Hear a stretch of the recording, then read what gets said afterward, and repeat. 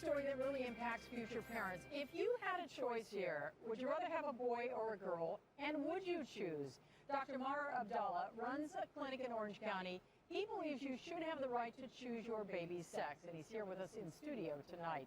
And Doctor, first of all, you run a fertility clinic, That's correct? correct, yes. How difficult is it to select boy or girl here?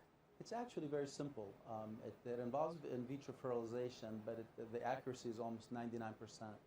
So we can choose a boy or a girl, and we're accurate 99% of the time. Do you get a lot of parents asking that question? It's actually very common, yes. And a lot of people wonder if you should be messing with the natural selection here. I mean, is it something you should be doing? I think we should. I mean, I think it's a personal choice. We're not really, doing much other than separating the male and the female embryos, and then transferring the choice of the parents. Do you do it strictly for couples who have fertility issues, or do you do it really for everyone? We do it for everyone. I mean, the typical patient has infertility, and that's why we perform IVF, or in vitro fertilization, to help them conceive.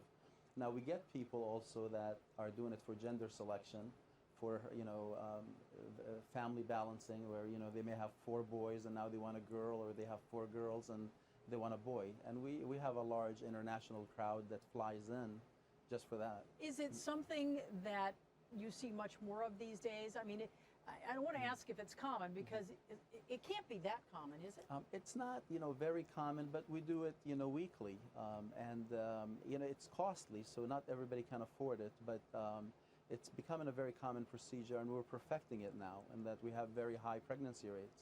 A few years back, the technology was available, but our pregnancy rates were not as good as they are now. For people who are fertile, who want to do in vitro fertilization, not only is it 99% accurate, but most patients, walk away with a baby on first attempt. You mentioned the cost here. What is the cost on something like this? It's in the range of about $10,000. And how successful?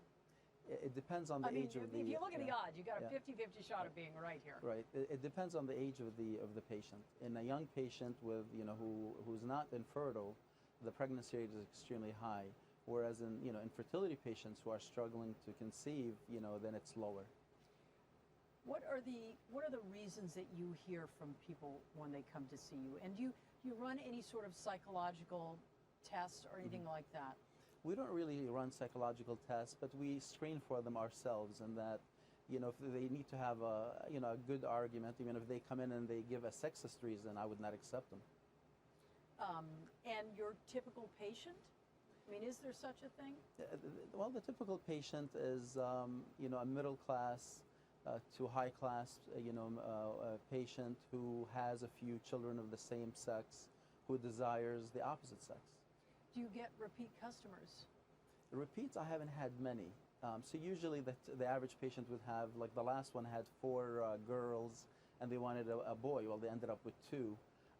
And before that, a patient had a boy and wanted a girl. She ended up with 2 girls. Because we transfer 2 embryos, and 20% of the time it ends up being twins. Do you ever worry that it might throw off the balance of nature here? I mean, if more and more people are doing something like that? Well, the ratio that we get of male to female is about the same. So we're not really changing the male to female sex ratio. So we get the same requests for male as female children. Does that surprise you at all? No, it really doesn't. I mean, I think the average patient doesn't even think of sexist reasons. They just, have boys and, they want a girl. And yeah, vice versa. It's usually for that reason. Yeah. Where is fertility going after this? I think the new technology focuses on screening the embryos before transfer for chromosomal abnormalities. So specifically excluding trisomies like trisomy 21, Down syndrome, 18. And we're also screening for genetic diseases.